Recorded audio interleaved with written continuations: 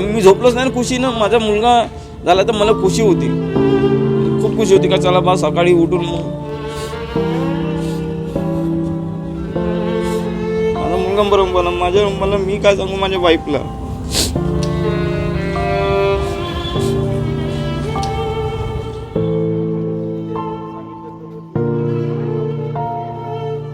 मन हेलावून टाकणारी बातमी समोर आली आहे अमरावतीमधून.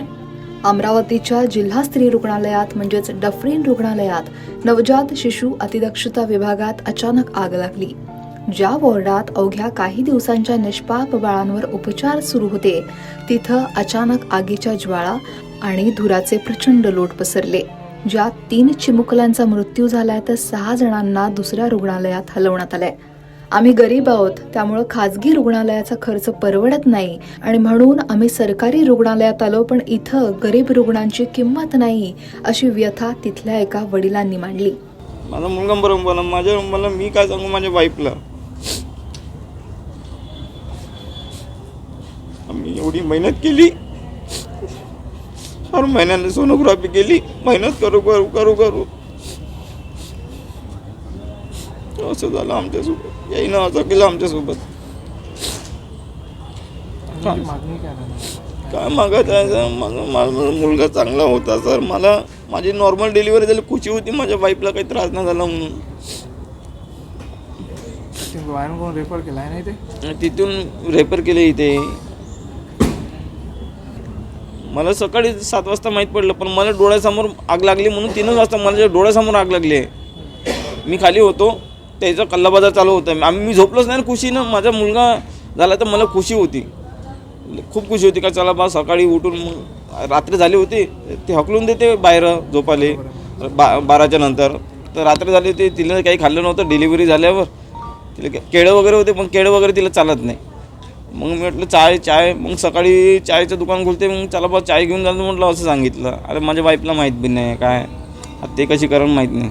तेच तर गव्हर्नमेंटमध्ये असं म्हणतं आम्ही कुठं जाणार आहे. विचारायला दादा मी गरीब माणूस आहे, मी पार्सल विकतो.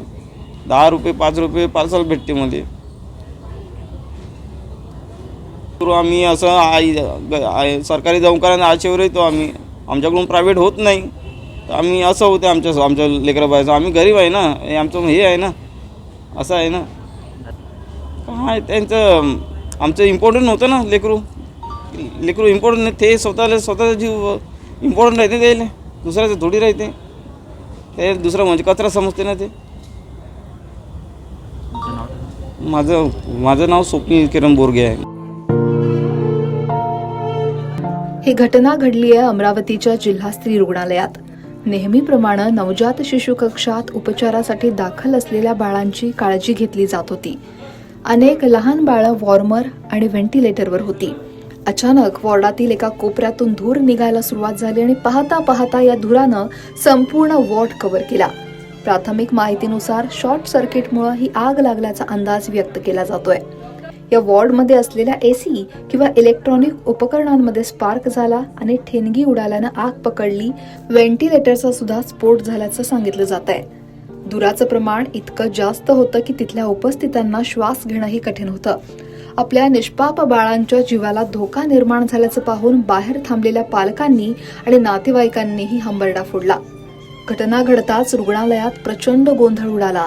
मात्र अशा अत्यंत बिकट परिस्थितीत रुग्णालयातील नर्स, डॉक्टर आणि सुरक्षा कर्मचाऱ्यांनी कमालीचं प्रसंगावधान दाखवलं.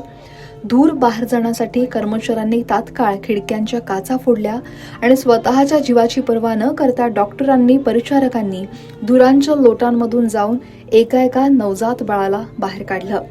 तात्काळ अग्निशमन दलाला पाचारण करण्यात आलं.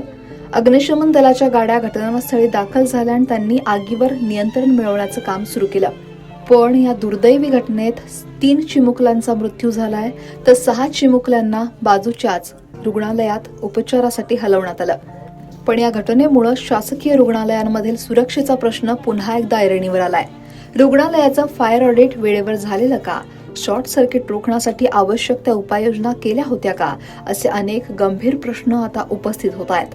प्रशासनानं या प्रकरणाच्या चौकशीचे आदेश दिलेत. रुग्णालयानं उपचारांमध्ये सुद्धा सवलत दिली आहे. मात्र या सवलतींमधून गेलेला जीव पुन्हा येणार आहे का? शिवाय अशा पुन्हा घटना घडू नयेत यासाठी प्रशासन काय कठोर पावलं उचलणार याकडे सगळ्यांचं लक्ष लागलंय.